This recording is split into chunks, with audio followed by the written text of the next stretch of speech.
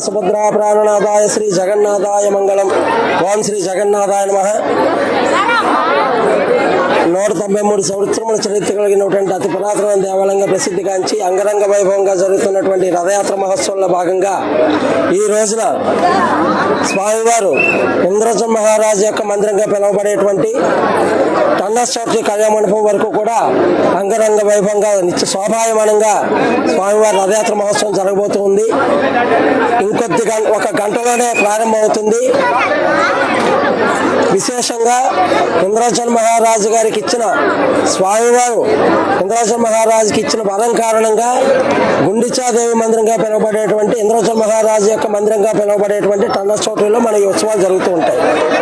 అందులో రేపటి నుండి మత్స్య కూర్మ వరాహ నారసింహ వామన పరశురామ శ్రీరామ శ్రీ బలరామ శ్రీకృష్ణ అన్ని అలంకారాలు ముగించుకుని లక్ష్మీనారాయణ స్వరూపుడు ఆదిమూర్తి అయినటువంటి శాశ్వత అలంకారంలో తొలి ఏకాదశి రోజున ఆదివారం నాడు 6వ తారీఖుతో స్వామివారి అలంకారాలు ముగుస్తాయి.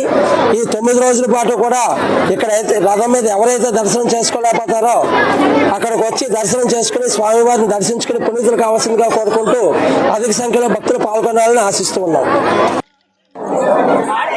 నమస్తే, నా పేరు టి రాజగోపాల్ రెడ్డి. నేను టౌన్ కొత్త రోడ్లో వేయించేసి ఉన్న జగన్నాథ స్వామి దేవస్థానానికి ఈయోగా పనిచేస్తున్నాను. ఈరోజు జగన్నాథ స్వామి తొలి రథయాత్ర సందర్భంగా స్వామివారిని ఉదయం 9:30 గంటలకి రథం మీద వేయించేయడం జరిగింది.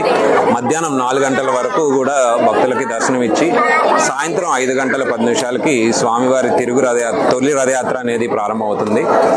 టౌన్ కొత్త రోడ్ నుంచి స్వామివారిని పూర్ణ మార్కెట్ మీదుగా టర్నర్ చౌల్ట్రీ వరకు రథం మీద తీసుకువెళ్ళి అక్కడ 9 రోజుల పాటు ఇంద్రజమన మహారాజు గుండీచా మందిరంలో దశావతారాల్లో స్వామివారు భక్తులందరికీ దర్శనమిస్తారు.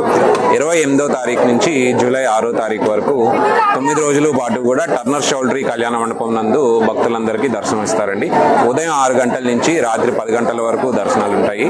భక్తులందరూ కూడా అధిక సంఖ్యలో విచ్చేసి స్వామివారి కృపకు పాత్రలు కావాలని కోరుకుంటున్నాను. తిరుగు రథయాత్ర మనకి జూలై 7వ తేదీ సోమవారం నాడు సాయంత్రం 5 గంటలకి మొదలవుతుందండి.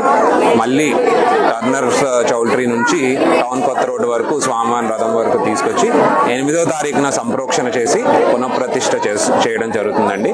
దానితో మనకి ఈ సంవత్సరం రథయాత్ర ఉత్సవాలు అనేది ముగుస్తాయండి. నమస్తే.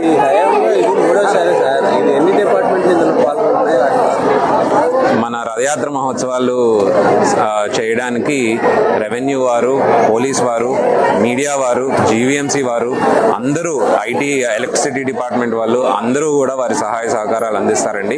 మన ఆర్డీఓ మేడం గారు కూడా ఒక సమన్వయ సమావేశం అనేది పెట్టి తగు సూచనలు కూడా జారీ చేశారు. మా జిల్లా అధికారులు, ఏసీ గారు, డీసీ గారు కూడా ఈ ఏర్పాట్లలో ఎటువంటి అసౌకర్యాలు కలగకుండా భక్తులకు తగిన చర్యలు తీసుకోవాలని కూడా మాకు సూచనలు జారీ చేశారండి. రైట్, అందరికీ నమస్కారం అండి. ముందుగా విశాఖపట్నం ప్రజలందరికీ కూడా జగన్నాథ స్వామి రథయాత్ర శుభాకాంక్షలు విశాఖపట్నం సిటీ పోలీసులకు తెలియజేసుకుంటున్నాం.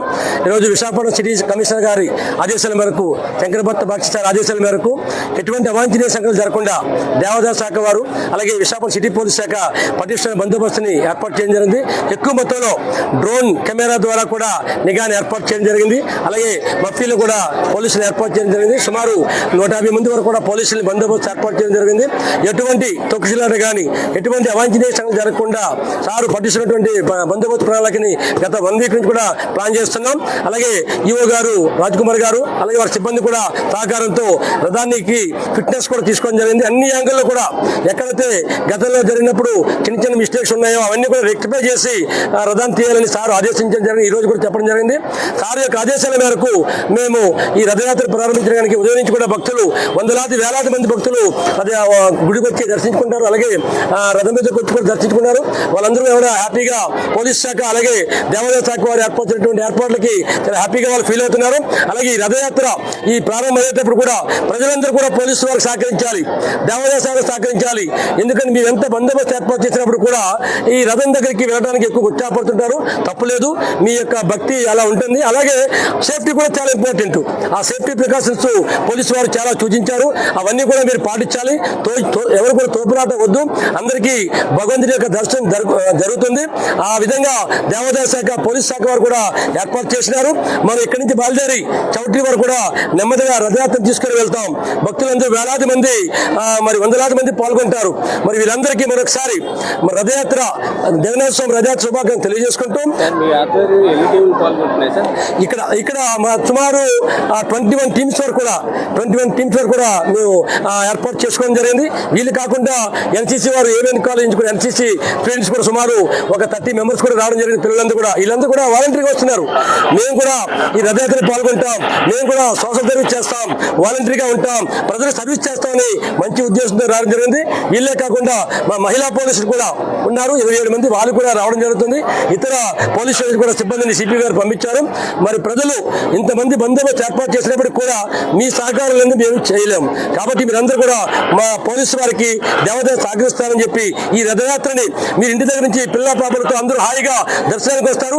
అదేవిధంగా తిరిగి వెళ్ళేటప్పుడు కూడా అంతే ఆనందంగా ఉండాలనేది పోలీస్ శాఖ, దేవాదాయ శాఖ ఆలోచిస్తుంది. కాబట్టి మీరు సూచించే అన్ని సూచనల్ని, జాగ్రత్తలు మీరు పాటిస్తారని చెప్పి ఆశిస్తూ మరొకసారి రథయాత్ర, జగన్నాథ స్వామి రథోత్సవాన్ని తెలియజేసుకుంటూ సెలవు తీసుకుంటున్నాం. జై హింద్.